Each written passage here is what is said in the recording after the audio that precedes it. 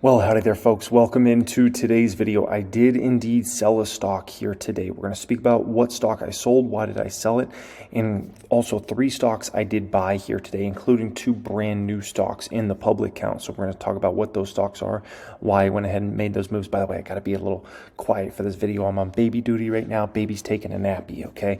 So before we get into the stock I sold, why I sold it, and the 3 stocks I bought and why I bought those stocks, right? I think it's very important that I spend just a moment here explaining to everybody a very important thing in the market. By the way, I appreciate every single person for being here. Thank you for being here, folks. Thank you for being subscribed to the channel. The power of staying long and strong in the market, right? It's a thing that's easier said than done. But, you look at the public count, for instance, this year. I mean, we entered the year right around $1 million, and we're going to exit the year right around $1.9 million, roughly, right?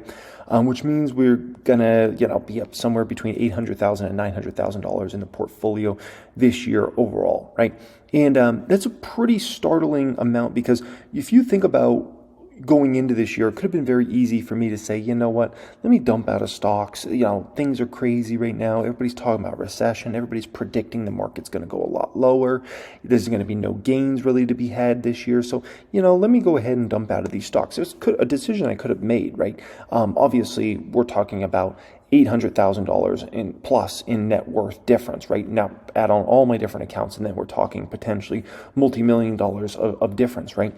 These are Wall Street's price targets for where they thought the market was going to be at this year, right? And keep in mind the S&P 500 is going to exit right around 4,800-ish. This is where Wall Street thought we were going to end the year, right? I mean, 3,900 was predicted, 4,000 was predicted, even 3,400 was predicted. So it was a very easy, I guess you can say, kind of brainless decision for some people to say at the end of last year or beginning of this year to just get out of the market and leave the market, right? Now, keep in mind, this was 2 straight years of Wall Street being very wrong, because they were very wrong about 2022. Going into 2022, most Wall Street firms thought it was going to be a really good year, and obviously it was a disaster of a year, right? Now, going into this upcoming year in 2024, it's important to understand that Wall Street's expecting the market to be bad in 2024. Now, what can you derive from that? The answer is absolutely nothing, because Wall Street's just been wrong 2 straight years. They could be wrong a 3rd year, or maybe they'll be right this time around. Maybe 3rd time's a charm, and they'll be right, and the market will go down this year, right? JP Morgan, this was as of December 11th, 4,200. Remember, we're going into the year around 4,800, so that would be about 600-point drop in S&P 500, which would definitely be a bad year. Barclays and Morgan Stanley, 4,500. I do believe one of these was considering moving their price target up already, which don't be surprised. But I saved these on my computer because I'm like, I got to come back to these and see, who was right and who was wrong in regards to this, right? Goldman Sachs at 4,700, Wells Fargo 4,625. These are all the most prestigious, biggest Wall Street banks out there, all expecting the market to go down next year, right? Now, I wanted to show you this. This is time-weighted rate of return by month. And this shows you that if you just miss 1 month, it can change everything, right? For instance, January was phenomenal. I mean, 24% plus return in the month of January. May was phenomenal. November was phenomenal, and it looks like December is going to be phenomenal as well, right? But if you just miss those sorts of months, it can, oh, by the way, June was phenomenal as well. I forgot to do that one blue. If you just miss 1 month, it can change your entire return profile in a substantial way, and you can get far less returns by thinking you're smarter than you really are and thinking you can time in and out of the market.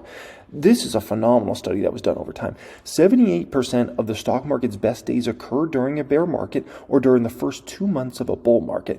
If you missed the market's 10 best days over the past 30 years, your returns would have been cut in half. In half. For just missing the market's 10 best days, folks. 10 best. That's it. That's 30 years. That's like nothing. And yet your returns are cut in half.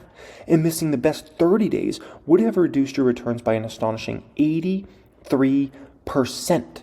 Let this sink in for a moment. This is why it's so important I cover this. I like the way this person says this, right? They say, rule number 1 is that the market will crash and you don't know when. Rule number 2 is that the market will skyrocket and you don't know when. And that's perfectly put. I love what this lady did. Timing the market, why it's so hard in one chart. This shows you the cost of timing the market over time, right? So first thing I want you to draw your attention to is the bottom part here. Look at when the best days in the market ultimately have come as far as the most insane returns on a daily basis. 2008, I mean, what was going on in 2008? Massive recession. Oh my gosh, stock market crash. Everything's so horrible. But yet also simultaneously, some of the best days were coming in 2008. 2020, March 24th, 2020 was one of the best days in stock market history. What? Are you kidding me? Like, that's during Rona. Lockdowns. March 13th, 2020, one of the best days ever. 2009, right? 2009. I mean, the job losses were insane in 2009. 2020, again, April 2020, 2008, 2009, 2008, right? You know, that's some food for thought. Check this out. This is the value, and this was through December 2022, so keep in mind this number would be a lot bigger today because the market was actually pretty dang low in December 2022, right? Value of $10,000 invested in the S&P 500 over time. If you had invested all days during that time frame, about 20 years, you'd be at $64,000 plus, right? Great. Now, imagine you just missed the 10 best days. Your value goes all the way down to $29,000. That's out of a 20-year span, and all you missed was the 10 best days, right? You missed the 20 best days, now you're down to $17,000. If you missed the 30 best days, you hardly even made money. A matter of fact, you wouldn't have even kept up with inflation. During that 20-year span, you wouldn't have even kept up with inflation if you just missed the 30 best days in that 20-year span. Now, if you missed the 40 best days, you've actually lost money. Not made money. You lost money in the market. If you missed the best 50 days, you lost almost half of your money. And if you miss the best 60 days, you lose over 50% of your money on a 20-year span. Oh my gosh, folks. Now, you may say, okay, why is somebody like myself that's been in the market 15 years and consistently pay attention to the market every single day and what's going on in the economy and all this stuff, why would I tell you don't mess around with time in the market? Why would somebody like a Buffett, who's been in the market like 800 years, why would he tell you don't screw around with time in the market? It goes into the Dunning-Krueger effect. You might have learned this in the past. You might not have learned it. And, if you never learned what this is, I apologize. They never taught you that in school because it is a very important thing you should either learn in high school or you should learn, I would say in college at some point in time. The Dunning-Krueger effect is basically, right after somebody learns something, right, they get super confident in their abilities, right? And the longer you're in whatever that is, the more you realize you don't actually know about that subject. And so it can actually lead you to actually less confidence. And the reason, it's no different than, you go into a classroom and you have somebody that studied for a test for 20 minutes and magically that kid thinks they're going to do so well in the test. Meanwhile, the kid that studied for this test for like days and days and days is actually very unsure of like what the grade they got, and they always end up underestimating what grade they got. They're like, I don't know, man. I think I might have got a B or a C. I don't think I did very well, and then they get an A, right? And then the kid that thinks he did so good, and he's like, I probably got an A on the test, gets like a D, and he's like, that was probably me in school, okay? Dunning-Krueger effect. So this is a very substantial. So the more you get in the market, the more you realize as you get more experience, you can't predict the crashes. You can't predict, the moments when the stock market's going to skyrocket. And you're going to be wrong a lot. And so ultimately, the more time passes, the more you're into this game, you realize it's not worth trying to even play that game. It's a losing game, right? This is why somebody like a Dave Portnoy, right? He took up stock market investing, trading, whatever we want to call it, kind of during Rona in 2020. And he's like, I'm sure Warren Buffett's a great guy, but when it comes to stocks, he's washed up. I'm the captain now. Now, Dave Portnoy, I don't know, he might have been joking. He took several shots at Warren Buffett during that, we can call it the clown market at the end of 2020, going into 2021. And maybe he was just joking, or maybe he was being serious. But the problem is there was a lot of retail investors who actually were serious. They learned a little bit about the market during that time, and suddenly they thought like they're like the smartest person on the planet. And I'm like, oh my gosh, I'm going to be richer than Warren Buffett and things like that, right? No. And the more you get in the game, the more you're like, oh crap. And by the way, almost all of those people that thought they were so smart are all gone now. They left. They left, in 2022. They all left the market. They experienced the Dunning-Krueger effect in real time of like, oh man, and they dipped out, right? That happens every single time you get a big, huge bull market and toward the end of it, right? Now, for me, I keep it simple. I stay invested in the market, regardless of what's going on. Rona, recession, inflation, whatever. I stay invested in the market, right? I buy the dip. If you know me, you know consistently I buy the dip. I was buying the dip in 2020. I was buying the dip last year. I was buying the dip in 2018 when we had a massive end of the year kind of crash in the market. I buy the dip. It's as simple as that, right? I hedge a little bit nowadays just in case because my net worth's obviously grown quite immensely. I call that insurance for my portfolio. I let the companies do the work for me. I'm not worried about trying to trade in and out of these stocks all the time and, oh crap, I let the companies do the work for me. And you know who else I let do the work for me? The Federal Reserve. The Federal Reserve's going to do the work for me. They're always going to pump money out there. It's always going to be tons of stimulus and this and that and this and that. That's the Fed, right? And every single time there's a recession, what does the Fed do? Pump money like it's nobody's business, right? So the moral of the story is, folks, don't worry about time in the market. Don't worry about, I got to get in, got to get out. It's a fool's game. It's a fool's game. And the longer you're in the market, the more this sets in more and more and more. And you realize, dang, man, that is the trap of traps. And that's how perma bears are born, by the way, is I shouldn't say born. They're built over time. They think they're smarter. They get out of the market. They don't get back in time. Market starts going up. They start getting jaded about it. Then market goes up even more. They get even more jaded about it. Market starts falling. They don't buy back in because they're like, I think it deserves to go even lower. Then it goes up more. They get even more jaded. And next thing you know, 5-10 years have passed and they're still not in the market. And then the next time you get a drop, it still isn't enough for them, right? All right, so let's talk about the stock I sold and why I did it. And then we'll talk about essentially, the stocks I bought and why I bought those, okay? So there's a company I own. It's called Skyworks Solutions. It's been a good stock over the years. It's been a moneymaker. It's been a nice dividend payer as well. It's paid me out, many thousands of dollars in dividends over the years. And I've owned this stock for several years. And it's a good company. It's a really good company, good management team, good balance sheet, good income statement, good products, innovative, like always just good company overall, right? Now, this company puts their chips into their semiconductor company. Their chips go into many different things, but what they're really known for is for their chips that go into the iPhone. So if you're watching this video right now on probably almost any Apple device, but certainly if you're watching this video right now on an iPhone, there's Skyworks chips in that iPhone you're watching this video on right now, right? And they got Android customers as well, and they sell into a lot of different other markets other than just smartphones, but this is what they're known for. This is their big dog market, right? Now, Skyworks was a huge growth company for many years, right? In 2012, the company did $1.5 billion in revenue. You go to 2018, they're doing $3.8 billion, right? Then they went through the lull. And this is when I added, kind of in this kind of time period, it's when I added most of my Skyworks shares, right? Ton of Skyworks shares I added over those years. And the reason was I understood 5G was coming. In 5G, it was supposed to help Skyworks for two reasons. One is they were going to get more content spend. So basically, they were going to start making more money off each iPhone sold than previous generations because they're all going to have 5G chips in them, and Skyworks was going to make more money from that. But on top of that, it was expected like units were going to go up substantially because consumers were going to be excited about 5G and how much faster the speeds were to download videos and watch videos and all the different content and things like that, right?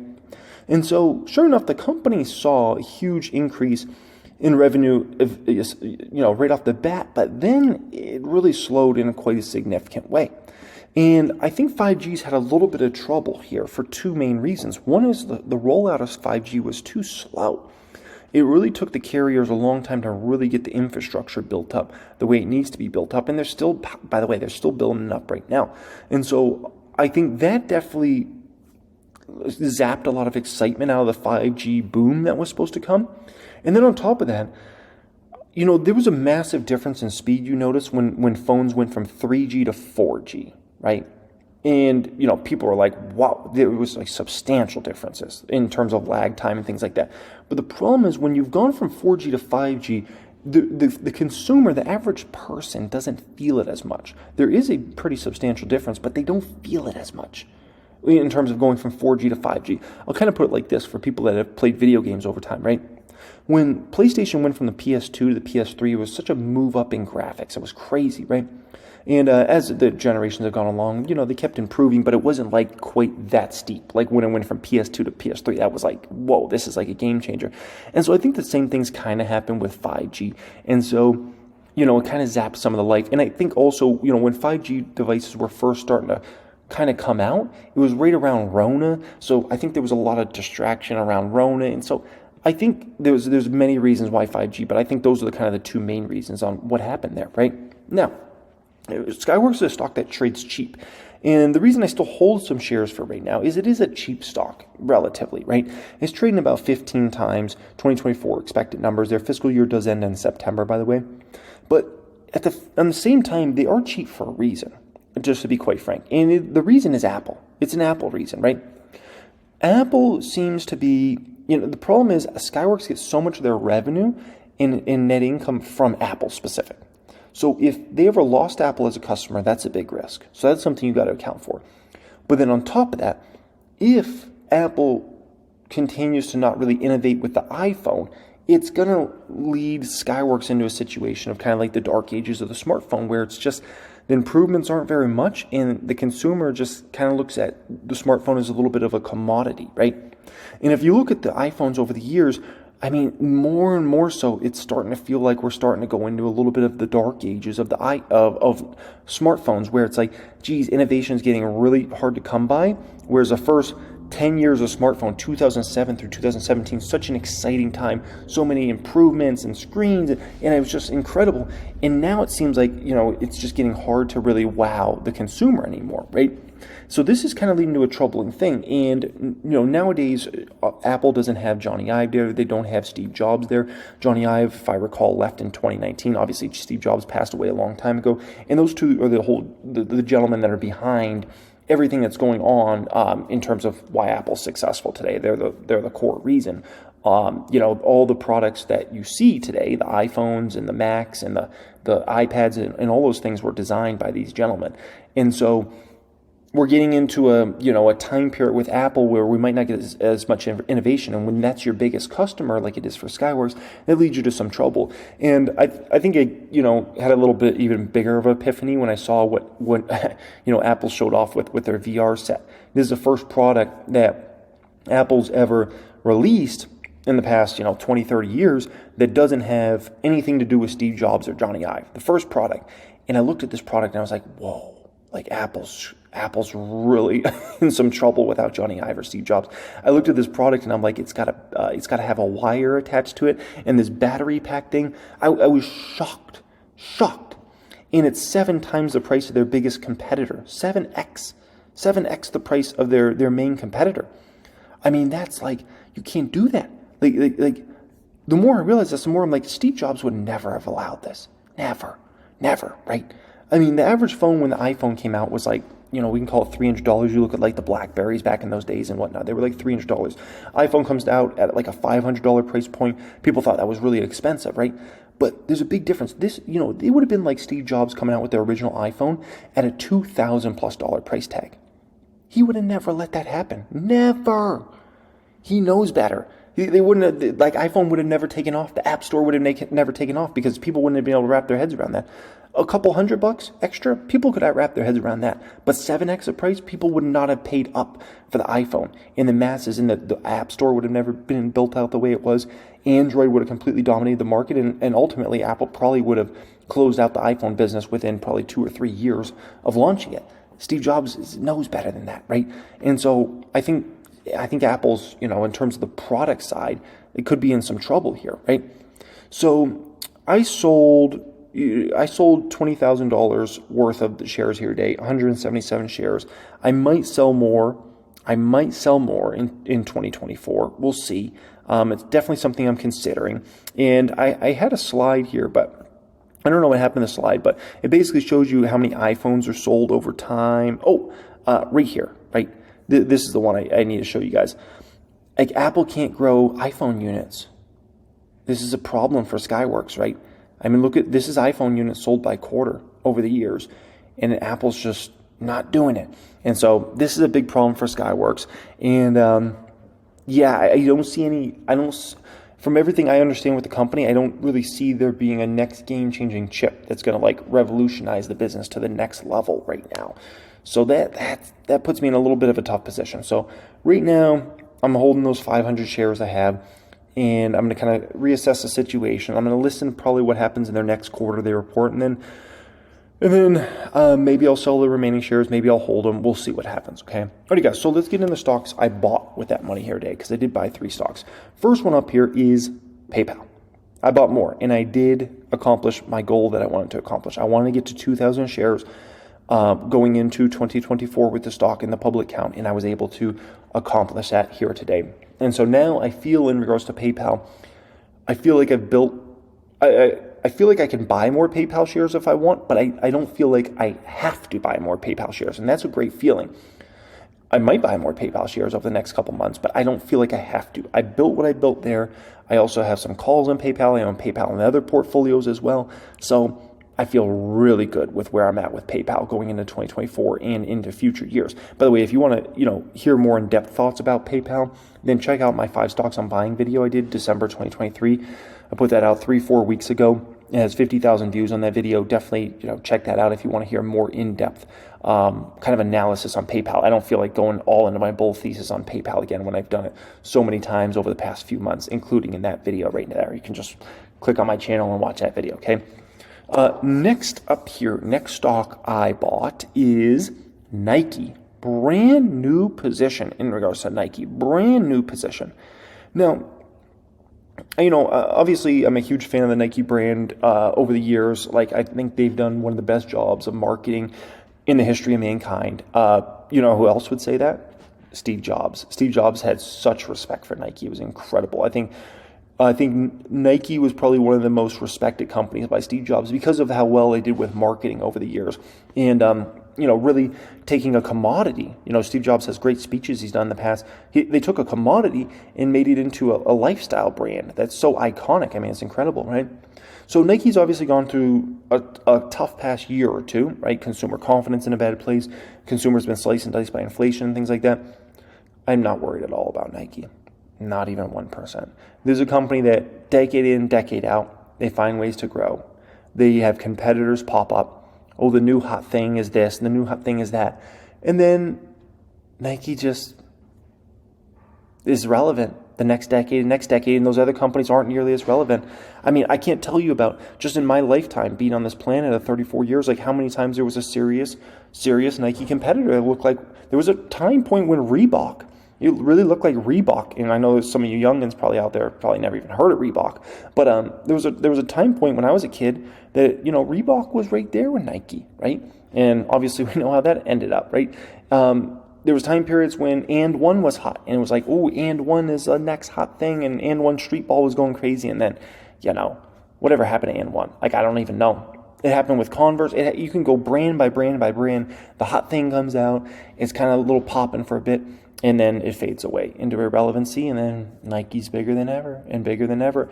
And I don't doubt the company's ability to continue to do what they've been doing. And there's many reasons why they're able to do that, but part of the reason is their branding and marketing is a whole different level, and they reinvest into that brand and that marketing in a way that no one else can do or no one else is willing to do. And man, it's just absolutely magical. So one of the things I value about Nike, it's a sleep well at night stock. I love that, right? If I think about the biggest positions in the public account, right? Meta's the number one biggest position. Does Meta ever keep me up at night?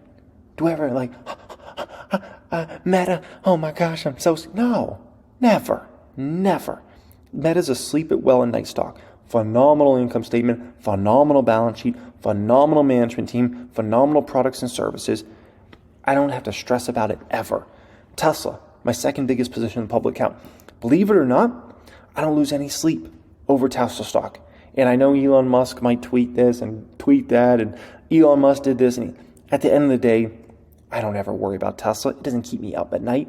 The balance sheet's phenomenal. It's the best balance sheet of any automaker you're going to find out there, right? With margins that even in a very challenged time for this company are still, let's call it leading of the leaders. I mean, it's incredible, right? Amazon's the third biggest position. Do I ever lose sleep over Amazon? No. Are you kidding me? I know more people are going to order more packages and more packages and more packages from Amazon, and there's going to become more dominant over time. More people are going to sign up for Prime. AWS is going to become a bigger and bigger influence in the world. I don't lose sleep over Amazon. Are you kidding me? The number 4 biggest position, elf on a shelf. I mean, the only thing that Elf might keep me up awake at night is the fact that I sold so many shares I used to hold back in the day. That's probably the only thing that ever keeps me up. Where I'm like, dang, man, I remember how many shares I used to have back in the day. I wish I had all those shares still to this day, right? And it's incredible. I don't lose sleep over that. PayPal is now built in the 5th biggest position. This stock hasn't even started going up yet. Wait till that stock starts going up. Ooh, baby, are we going to have some fun with that one. But do I lose sleep at PayPal? PayPal, Venmo, Braintree? No. I have full faith in Alex Chris leading that team over this next few years. Full faith in the company. It's a profit machine. It's a cash flow machine. They have great products, great services. I don't lose sleep over that, right? And so when I look at a Nike, I mean, it's just a perfect example of I'm not going to lose sleep. And here's the best part with Nike. I think analysts are way off with this stock. They have this stock trading about 25 times the 2025 fiscal year numbers. I think they're way off, guys. Way off. Nike's talking about $2 billion, up to $2 billion in cost savings over this next year or so, getting that place. I think with consumer confidence getting in a better place, the consumer not getting hit as bad with inflation in 24, and then you add on the cost savings, I think their earnings per share is going to be substantially higher than where analysts are at right now. And I think that's going to be shocking. And next thing you know, Nike will run to $150, $200 a share. So yeah, definitely a stock I like, okay? Next stock up here. So, what a great article. What a great article to come out today. And I also saw it on CNBC. Everybody's talking about this. Foreign investors head to the exit from China stocks. Foreign investors are unwinding a $33 billion bet in China equities as doubts grow about the government can fight flailing growth, whatever you want to say. Foreign investment in China listed stocks is down 87% to $4.35 billion since peaking at 230. What? That's insane. 87%. So the moral of the story is no one wants any piece of China stocks, right? They have all left this in as masses as you could possibly end it, right? And here today, folks, I am proud to announce I just ended my 5-year holdout in Chinese stocks. Just as the last sellers could possibly sell their shares, I here today ended my 5-year holdout on Chinese stocks. I've been negative on Chinese stocks for 5 years, but that changes now. Baba. I just started a position in Baba in the public count here today. 90 shares. I owned Baba in this portfolio years ago. How many years ago was that? 5 years ago, 6 years ago, something like that. And then I saw things with China getting worse and worse, and I didn't like how anything was positioned there. And so I said, Chinese stocks are uninvestable. And they've been uninvestable until now. And, there's many reasons. I go into a lot of those reasons. I put out a video a day ago or so that goes all into new buys, and I talk about Alibaba in that video, decently. In that video, I also speak about that in the 5 stocks I'm buying, December 2025, or 2023. I'm already on 2023 edition. So if you want to hear me talk in depth about Alibaba, the China situation, things like that.